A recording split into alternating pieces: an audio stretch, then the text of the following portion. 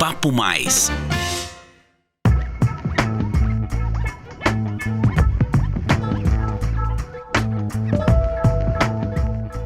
Olá, pessoal. Sejam muito bem-vindos ao episódio de número 37 do podcast Papo Mais. Essa é uma produção CISP, a Central de Informações São Paulo. Aqui você confere informações sobre tendências, além de reflexões em comportamento, economia, carreira e inovação. Meu nome é Akemi Takimoto e no episódio de hoje vamos falar sobre como a inteligência artificial está redefinindo a análise de risco de crédito.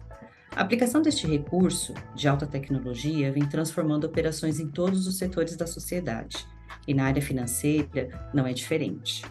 Em crédito e cobrança, a inteligência artificial soma, por exemplo, com alta capacidade de processar um grande volume de dados em tempo real. Muito além da agilidade, podemos citar ainda a precisão e a possibilidade de inúmeros filtros simultâneos para análise de crédito.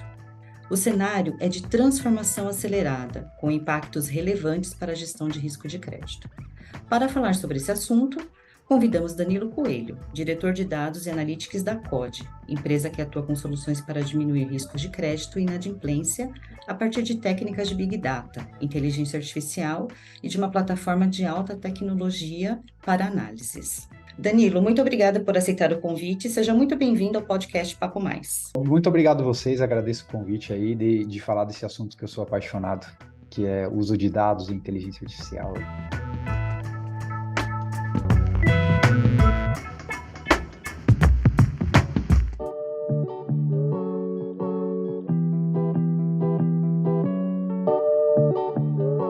Danilo, antes de começarmos nosso papo, conta pra gente um pouquinho da sua jornada profissional. Claro, eu falei aqui que eu sou apaixonado por dados, né? Isso começou desde a minha formação, eu sou estatístico de formação, e eu fiz mestrado também em estatística, então eu tive a sorte, né, de trabalhar na minha carreira aí no que eu estudei na faculdade. E eu tenho aí mais ou menos uns 20 anos aí de experiência no mercado, sempre trabalhei no mercado financeiro, tá? Em bancos médios e grandes aí, né?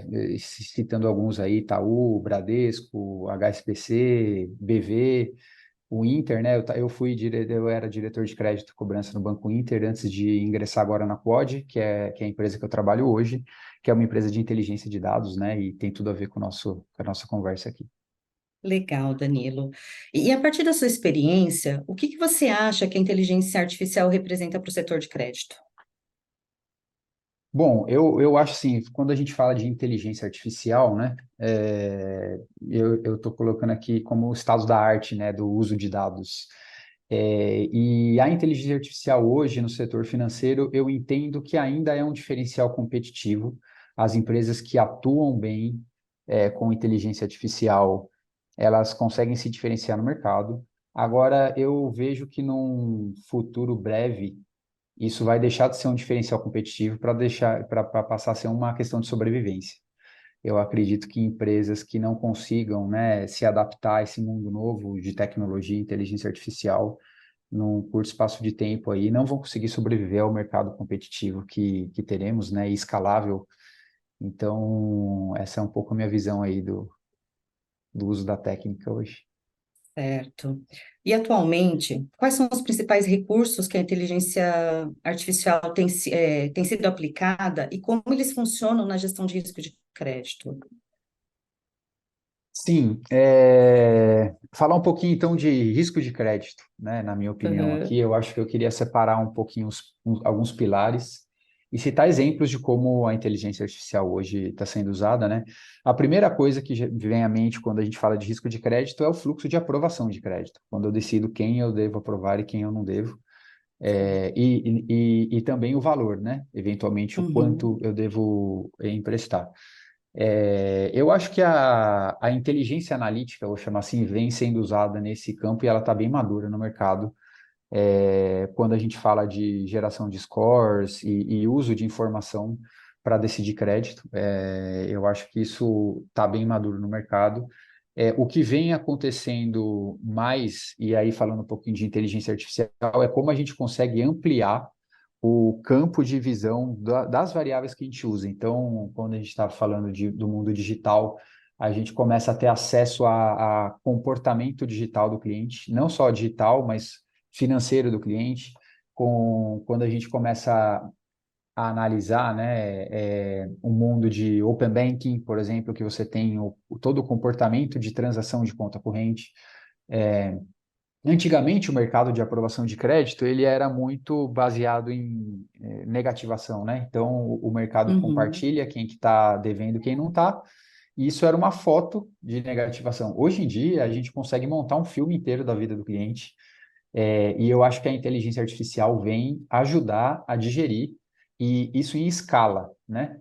Eu acho que a grande questão da inteligência artificial, hoje, no nível que ela está, é fazer uma análise massificada e em escala, né? Hoje eu acho que ainda o ser humano tem mais capacidade cognitiva que uma máquina, mas o ser humano não tem como analisar milhões de propostas por segundo. Então, eu acho que essa é a grande pulo que a análise de crédito está dando. Falando um pouco da outra parte do ciclo, que é a cobrança, né? Quando a análise de crédito, ou quando o cliente está passando alguma dificuldade financeira, como é que eu consigo usar os dados para entender o momento do cliente, e ofertar alguma coisa que faça sentido no momento financeiro dele? Porque a maioria dos inadimplentes estão passando por uma situação delicada na vida e eles estão querendo resolver, né? Então, como que Uhum. eu trago esse cliente de novo para o jogo? Como eu recupero esse cliente no fundo, né? Eu acho que essa é a visão aí de entendimento que a inteligência artificial consegue dar em escala. Existe também um tipo de inadimplente que não dá para a gente deixar de falar, que é quando a gente pensa em fraude, né? Fraude muitas vezes se mistura com inadimplência, e fraude é um fenômeno diferente, mas não deixa de ser risco de crédito. Eu acho que a inteligência artificial aqui, o grande diferencial que ela traz é a tempestividade de análise, porque um pouco diferente de crédito, né? O perfil de um cliente que eventualmente tem dificuldade de crédito, ele demora mais para mudar ao longo do tempo, tem mais a ver com macroeconomia, etc. O fraudador, ele muda todo dia. Uhum. E ele muda Exato. drasticamente todo dia. Então, ele muda de comportamento, e porque é uma coisa falsa, né? Então, a Isso. inteligência artificial tem uma capacidade muito boa de captar movimentos atípicos e diagnosticar que isso é fraude. Sem falar de biometria facial, né, que é uma questão que hoje em dia já é uma realidade, a gente vê isso, a gente como usuário, né, do sistema, Sim, em muitos lugares, né? há muito lugar já está bem maduro, há 10 anos atrás isso era impensável, né? Ainda falando de crédito, tem uma questão também de oferta de crédito, né? Qual é o produto certo, independente, né, dessa parte mais de risco, tem uma questão de qual é o produto que eu ofereço para o cliente no momento certo, né? A gente tem hoje várias modalidades diferentes de crédito, tanto para pessoa física quanto para jurídica, e você usar a inteligência artificial para entender quem é o cliente, numa linha de você colocar o cliente no centro da sua decisão e você ofertar o produto certo na hora certa, eu acho que vem sendo usado também em larga escala, né? Essa questão de personalização, porque aqui também pode gerar risco de crédito. Se você ofertar principalmente na população hoje do Brasil, que a gente sabe que não tem uma educação financeira tão alta, você pode ofertar um produto errado para o cliente e você vir causar a inadimplência, inclusive, né? Então, esse entendimento do cliente, numa visão mais customer-centric, que acho que a inteligência artificial vem contribuindo bastante. E para terminar, tem uma questão aqui também que pouca gente fala, mas eu vejo como uma sustentabilidade do balanço da empresa. Uhum. A gente usa hoje muito inteligência artificial para você verificar quanto que você tem que provisionar de eventuais perdas que você tenha futuramente, se você tem o caixa suficiente.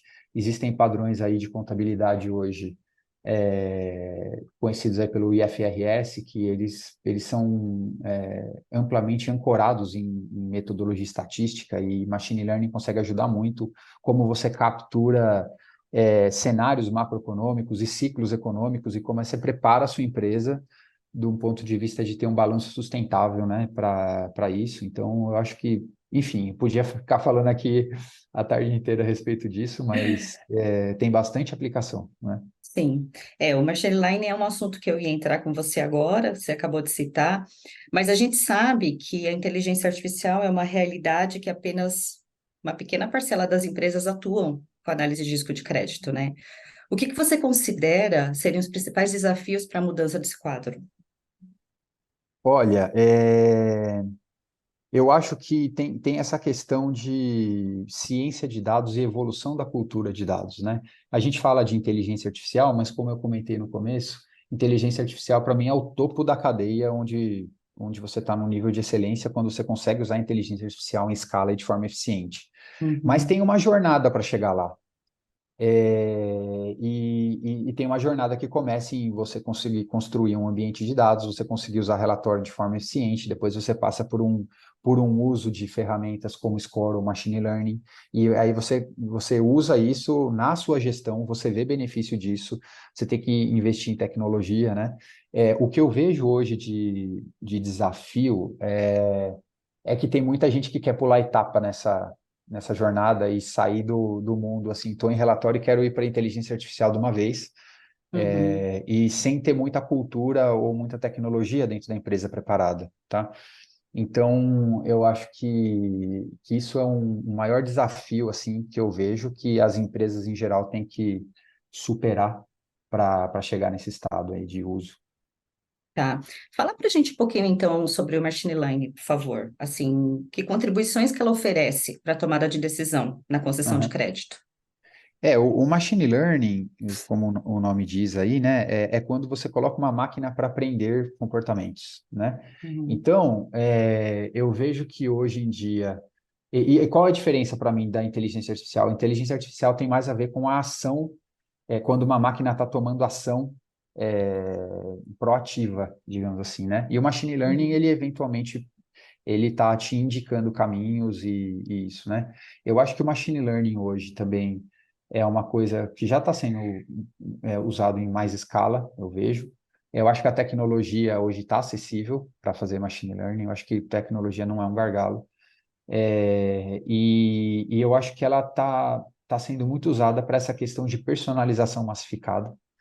E aí, que é um nome engraçado até, né? Personalização e massificado podem ser até antônimos, mas eu acho que o machine learning vem aqui para provar que elas podem coexistir. Que significa você consegue ter uma visão cliente a cliente, Uhum. mas de forma massificada. Então, o machine learning ele vem aqui e para aprender com dado. Então, quando você Certo. tem um algoritmo que você consegue colocar para aprender e você consegue aprender de milhões de clientes e a máquina consegue entender, ó, esse cliente é desse jeito, esse cliente é de outro, né?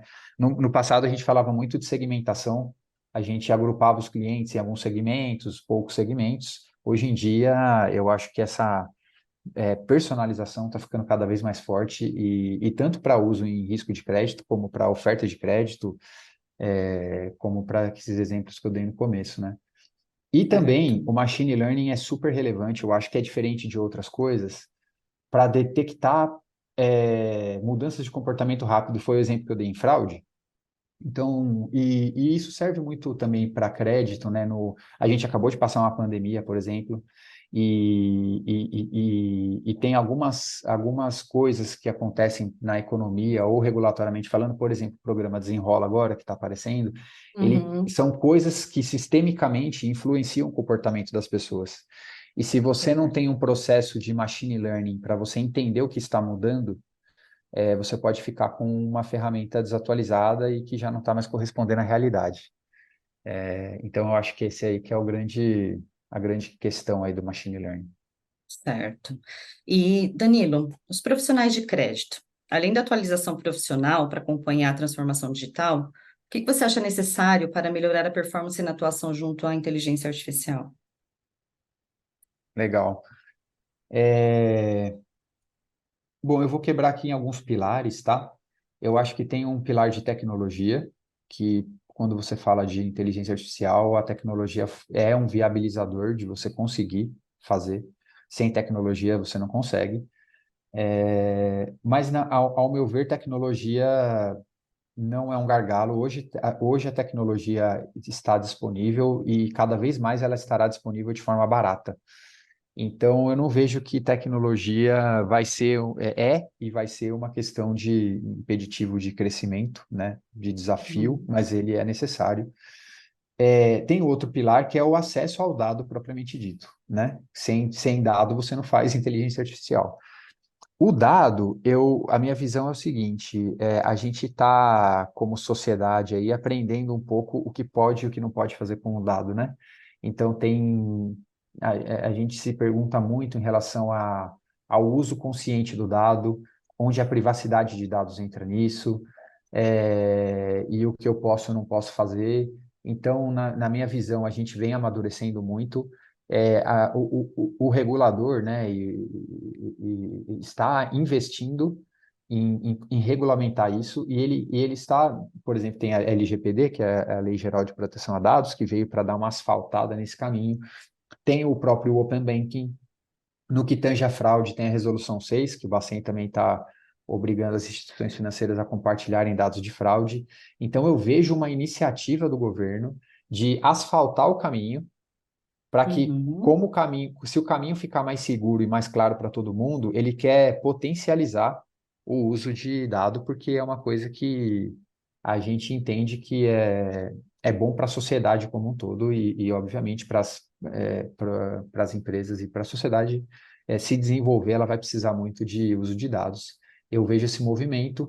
Então, assim, diferente de tecnologia, não vai ser um acesso, todo mundo vai ter acesso a tudo, vão ter algumas regras e aí acho que tem algumas empresas que vão ser autorizadas a usar algum tipo de dado e criar ferramentas para alimentar o sistema com, com inteligência, né? E aí tem o terceiro pilar que eu acho fundamental para você ter inteligência artificial, que são as pessoas, e Exato. cultura.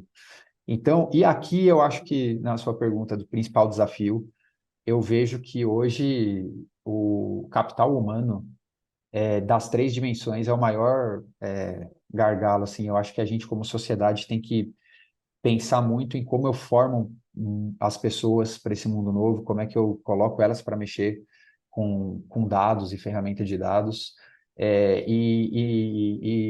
Pessoas, skill, no fundo, né? São Uhum. competências que essas pessoas têm que ter para mexer, e tem a ver com a cultura que eu comentei, assim, se você não tem uma... Você pode ter até as pessoas, você pode ter a tecnologia, você pode ter dado, mas você pode falhar também nessa agenda de inteligência Isso. artificial, porque você não tem o jeito certo de fazer, né?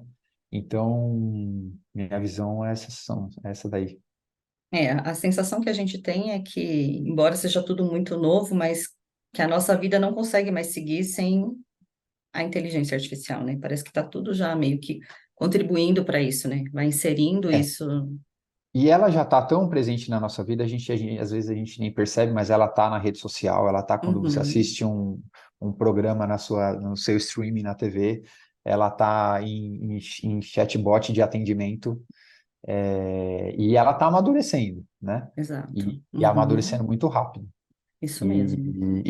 O exemplo da biometria facial hoje em dia está muito comum, né? Antes as pessoas, poxa, mas vai ficar tirando foto, tinha até um certo receio, né? Algumas pessoas.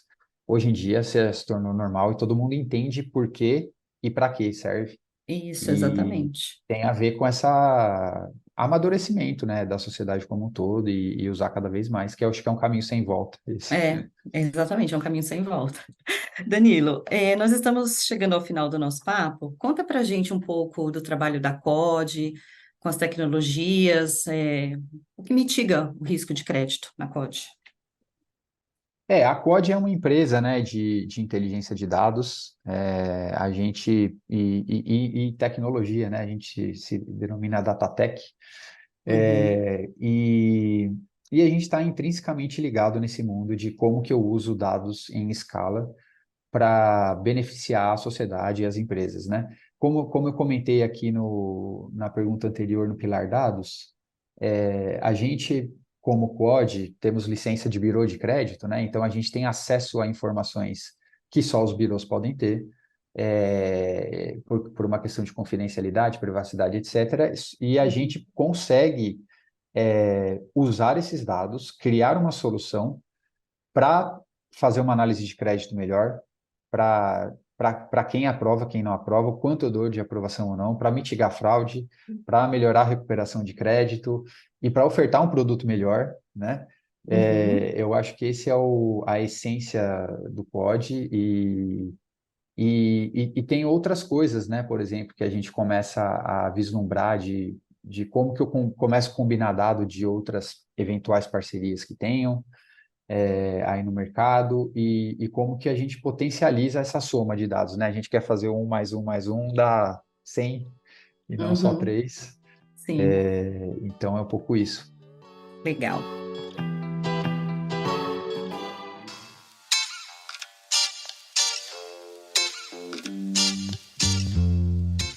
Para fechar o episódio, a gente vai fazer uma sessão de ping-pong de uma forma rápida para você. Inteligência artificial na gestão de crédito é Hoje é um diferencial competitivo, amanhã será a questão de sobrevivência. a transformação tecnológica em análise de crédito requer. Requer pessoas boas, cultura data-driven, que dizem, né? Uhum. E uma visão customer-centric, né? E uma questão de experimentação muito forte, baseada em dados e como é que eu testo hipótese, né? Que tem a ver com essa cultura de dados. E o machine learning e inteligência artificial estão lá no topo da cadeia como estado da arte disso. Excelente, Danilo. Danilo, muito obrigada pela sua participação. Eu agradeço o convite aí de falar desse assunto que eu sou apaixonado, que é o uso de dados e inteligência artificial.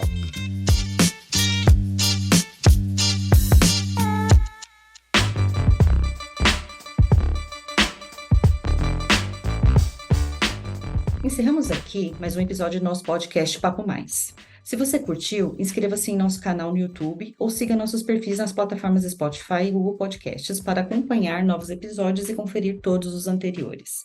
Você também pode enviar suas sugestões, dúvidas e perguntas para o e-mail relacionamento@cisp.com.br. Agradecemos por sua atenção e companhia e até o próximo papo.